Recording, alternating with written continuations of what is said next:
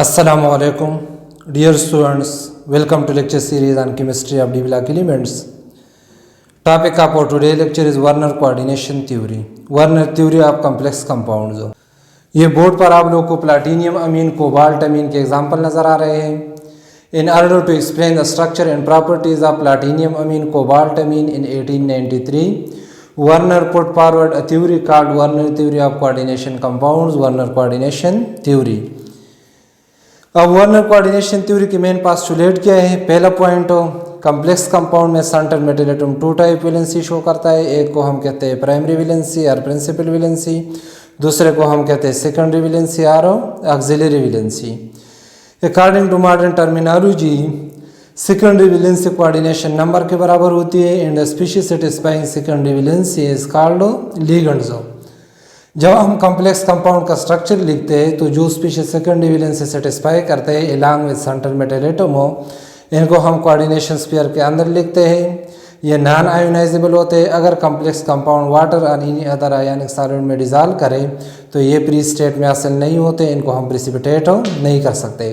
For example, इस cobalt amine में pipe NH3 molecule और एक chloride in secondary valency satisfy करते हैं, तो इनको हमने कोऑर्डिनेशन स्फीयर के अंदर लिखे हुए हैं. ये नॉन आयोनाइजेबल है. अगर इस कोबाल्ट अमीन को वाटर और इन्हीं अदर आयोनिक सॉल्वेंट में डिजॉल्व करें तो ये एक क्लोराइड एनाइन और pipe NH3 molecule pre state में हासिल नहीं होते, तो इनको हम प्रेसिपिटेट नहीं कर सकते.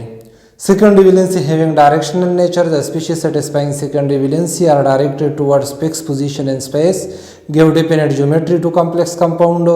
सेकेंडरी वैलेंसी से हम कॉम्प्लेक्स कंपाउंड की ज्योमेट्री प्रेडिक्ट कर सकते हैं.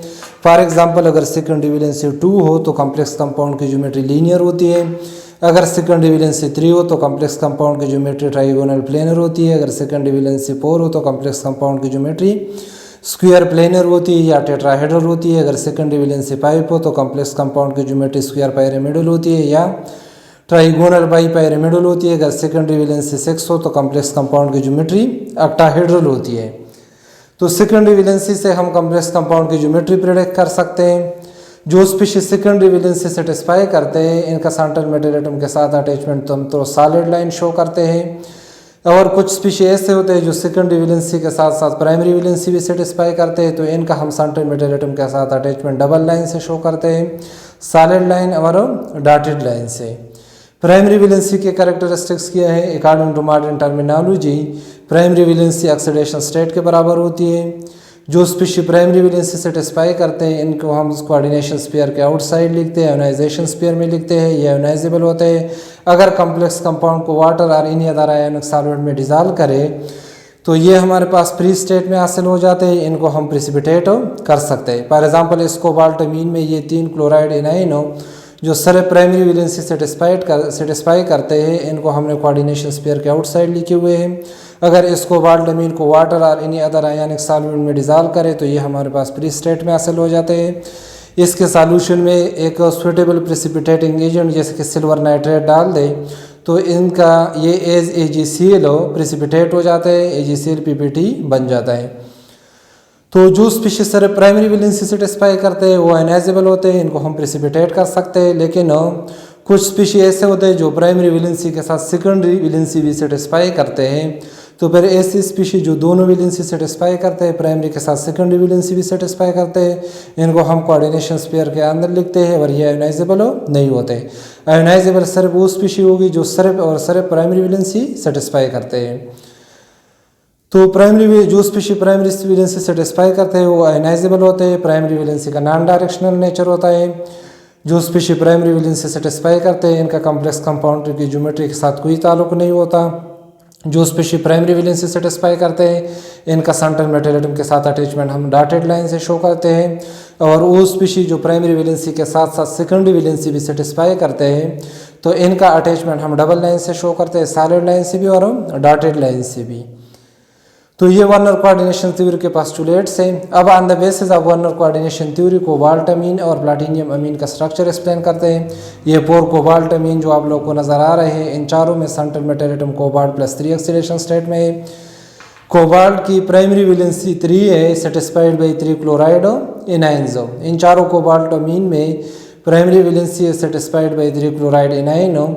सेकेंडरी वैलेंसी इन चारों कोबाल्ट अमीन में 6 है, इनका कोऑर्डिनेशन नंबर 6 है। इन चारों कोबाल्ट अमीन की ज्योमेट्री ऑक्टाहेड्रल होती है। पहले कोबाल्ट अमीन में secondary valency satisfied by 6 NH3 molecules.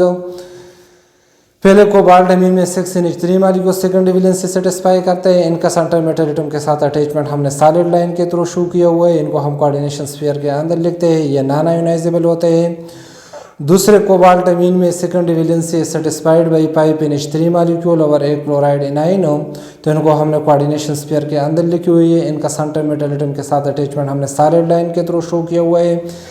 लेकिन ये एक क्लोराइड एनाइन जो सेकेंडरी वैलेंसी के साथ प्राइमरी वैलेंसी भी सेटिस्फाई करता है, तो इनका अटैचमेंट पर हमने डबल लाइन से शो किया हुआ है।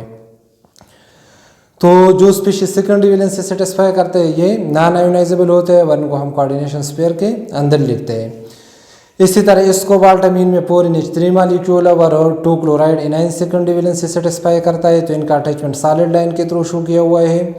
इनको कोऑर्डिनेशन स्फीयर के अंदर लिखे हुए हैं। लेकिन 2 को क्लोराइड एनाइन जो सेकेंडरी वैलेंसी के साथ प्राइमरी वैलेंसी भी सेटिस्फाई करता है, तो इनका अटैचमेंट आप लोगों को नज़र आ रहा है, हम डबल लाइन से शो करते हैं, एक डॉटेड लाइन से और एक सॉलिड लाइन से।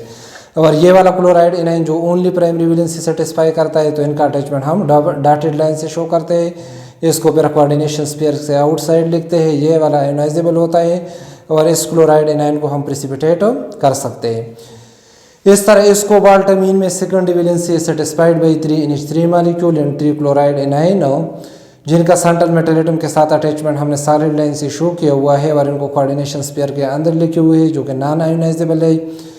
लेकिन ये 3 क्लोराइड एनाइन सेकेंडरी वैलेंसी के साथ साथ प्राइमरी वैलेंसी भी सेटिस्फाइड करता है, तो इनका सेंट्रल मेटल एटम के साथ अटैचमेंट हमने डबल लाइन से शो किया हुआ है, एक सॉलिड लाइन और एक डॉटेड लाइन से।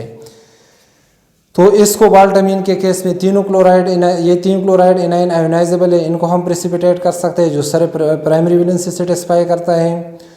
इस कोबाल्ट अमीन के केस में ये 2 क्लोराइड एनाइन जो ओनली प्राइमरी वैलेंसी सेटिस्फाई करते हैं, इनको हम प्रेसिपिटेट कर सकते हैं। ये वाला क्लोराइड एनाइन हम प्रेसिपिटेट नहीं कर सकते, क्योंकि ये प्राइमरी वैलेंसी के साथ सेकेंडरी वैलेंसी भी सेटिस्फाई करता है। इस कोबाल्ट अमीन के केस में एक ये क्लोराइड एनाइन हम प्रेसिपिटेट कर सकते हैं, जो ओनली प्राइमरी वैलेंसी सेटिस्फाई करता है, और ये 2 क्लोराइड एनाइन जो प्राइमरी वैलेंसी के साथ सेकेंडरी वैलेंसी सेटिस्फाई करता है, इनको हम प्रेसिपिटेट नहीं कर सकते। इस तरह इस कोबाल्ट अमीन में तीनों क्लोराइड एनाइन में कोई क्लोराइड एनाइन हम प्रेसिपिटेट नहीं कर सकते, कोई आयोनाइजेबल नहीं होता, क्योंकि ये तीनों प्राइमरी वैलेंसी के साथ साथ सेकेंडरी वैलेंसी भी सेटिस्फाई करते हैं, जिनको हम कोऑर्डिनेशन स्फीयर के अंदर लिखते हैं।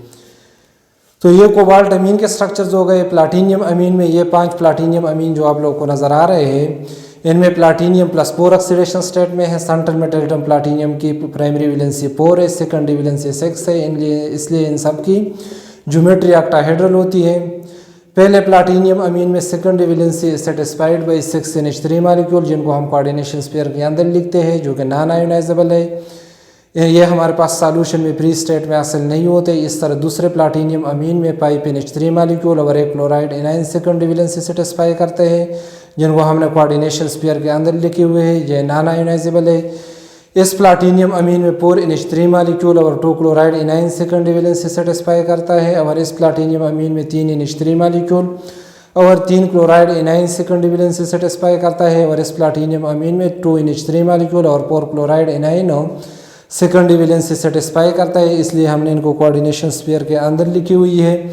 ये नॉन आयोनाइजेबल है, ये हमारे पास सॉल्यूशन में प्री स्टेट में हासिल नहीं होते, और इनको हम प्रेसिपिटेट नहीं कर सकते। इसको प्लाटीनियम अमीन में हम ये 4 क्लोराइड एनाइन प्रेसिपिटेट कर सकते हैं।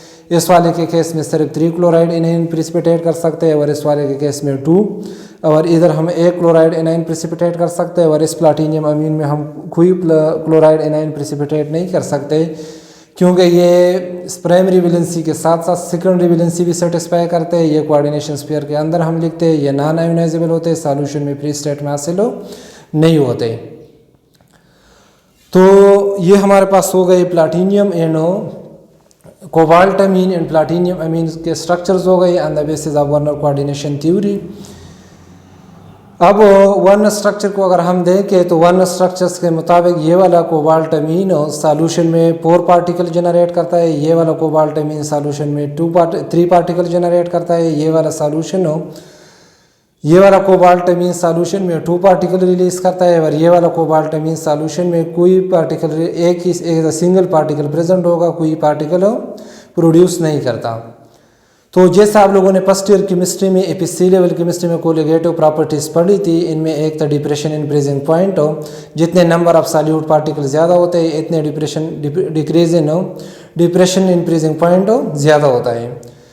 तो फिर इस कोबाल्टमीन का डिप्रेशन इन फ्रीजिंग पॉइंट ज़्यादा होना चाहिए एज़ कम्पेयर टू इस कोबाल्टमीन के सॉल्यूशन के, और इसके सॉल्यूशन का डिप्रेशन इन फ्रीजिंग पॉइंट ज़्यादा होना चाहिए as compare to this one, और इसका ज़्यादा होना चाहिए as compare to this one, क्योंकि इधर नंबर ऑफ पार्टिकल सबसे कम है। तो इसका डिप्रेशन इन फ्रीजिंग पॉइंट सबसे कम होना चाहिए। जब हम actually experimentally depression in freezing point mayor करते हैं, जिसको हम क्रायोस्कोपिक मेयरमेंट कहते हैं, तो एक्सपेरिमेंटल रिजल्ट भी हमारे पास सेम आता है एज एक्सपेक्टेड। और इस वाले का डिप्रेशन इन फ्रीजिंग पॉइंट सबसे ज़्यादा होता है और इस वाले का डिप्रेशन इन फ्रीजिंग पॉइंट सबसे कम होता है। तो experimental result, experimental observation, experimental concept भी वर्न स्ट्रक्चर्स को सपोर्ट करते हैं, वर्न स्ट्रक्चर की एक्यूरेसी को साबित करता है। अब अगर इनकी कंडक्टिविटी मेयरमेंट एक्सपेरिमेंट जो है, अगर इनकी कंडक्टिविटी भी सॉल्यूशन की मेयरमेंट के तो भी वर्न स्ट्रक्चर कन्फर्म हो जाते हैं, वो भी इन फेवर ऑफ वर्न स्ट्रक्चर से। और जब हम इनके प्रिसिपिटेशन मेथड से क्लोराइड इनाइन प्रिसिपिटेट करते हैं, तो इस कोबाल्टमीन से 3 क्लोराइड इनाइन प्रिसिपिटेट हो जाते हैं, इस कोबाल्टमीन से 2 क्लोराइड इनाइन प्रिसिपिटेट हो जाते हैं। इस कोबाल्टमीन के केस में जब इसके सॉल्यूशन में सिल्वर नाइट्रेट डालते हैं तो 1 क्लोराइड इनाइन प्रिसिपिटेट हो जाता है, और इसके केस में कोई क्लोराइड इनाइन प्रिसिपिटेट नहीं होता। तो ये एक्सपेरिमेंटल एविडेंसेज है in favour of Werner coordination theory, Werner structures of cobalt amino.